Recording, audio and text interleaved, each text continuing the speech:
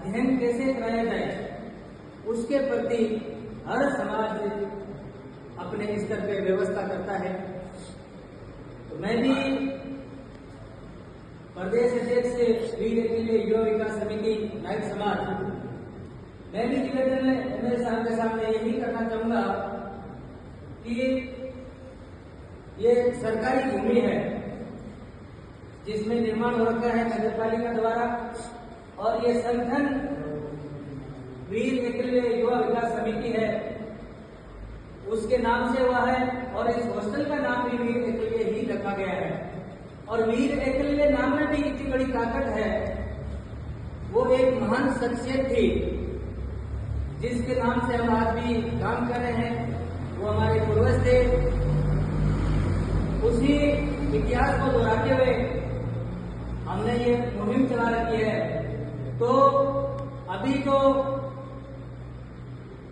लड़कों के द्वारा कहा गया है कि भाई कमरे हैं वो कम पड़ रहे हैं, बाहर बरामदे में हमें सोना पड़ता है, ये माचे भी लगे हुए हैं।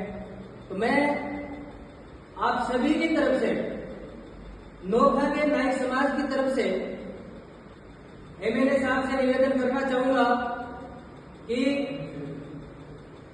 इस भोले भाले समाज को आप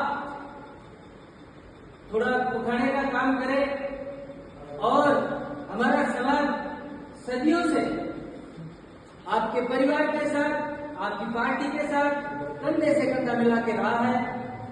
तो मैं उम्मीद करता हूं कि हमारी बात को जरूर सुनेंगे।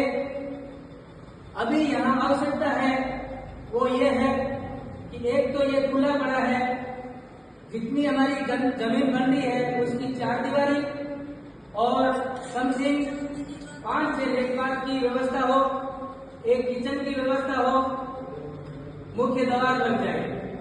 इसके अलावा इस भवन के ऊपर अगर 3 कमरों की व्यवस्था हो जाए तो हमारे समाज के पढ़ने वाले बच्चों के लिए सुचारू रूप से व्यवस्था हो पाएगी। ये तो मेरा आग्रह एमएलए साहब से है और मेरा निवेदन मेरे समाज के लोगों से भी है, बुद्धिजीवी वर्ग से भी है। निवेदन मेरा ये है कि यहाँ जो बच्चे पढ़ाई कर रहे हैं वो 12वीं के बाद के बच्चे पढ़ाई कर रहे हैं, तो इसलिए इस जगह पर एक लाइब्रेरी की आवश्यकता है। एक लाइब्रेरी की आवश्यकता है। जगह हमारे पास खूब पड़ी हुई है। लाइब्रेरी में जैसे यहाँ से बच्चे हैं वो बाहर पढ़ने जा रहे हैं, जैसे घंटाघर हो गया, महावीर चौक हो गया, जैन चौक हो, कोई भी जगह हो लाइब्रेरी हो, वहां पढ़ने जा रहे हैं, वही व्यवस्था हमारी यहाँ भवन में हो जाए तो यहाँ से बच्चों को जाने की जरूरत नहीं पड़ेगी। तो मेरा आग्रह आप सभी से है, आप अपनी नेक कमाई के हिस्से में से कुछ हिस्सा है उस समाज के बच्चों पे खर्च करने का काम करें, क्योंकि हम जो पैसा कमा रहे हैं वो सारा पैसा बचता नहीं, वो हमारे घर में खर्च होता है या कोई ब्याह शादी और में कहीं न कहीं जरूर वो खर्च ही होता है पैसा। तो उस पैसे में से आपकी जो नेक कमाई है उसमें से आप बच्चों के ऊपर खर्च करें, ताकि यही बच्चे आगे जाकर अच्छे पदों पे सुशोभित होंगे और समाज का काम होंगे। मैं इन्हीं शब्दों के साथ में मेरी वाणी को विराम देना चाहता हूँ।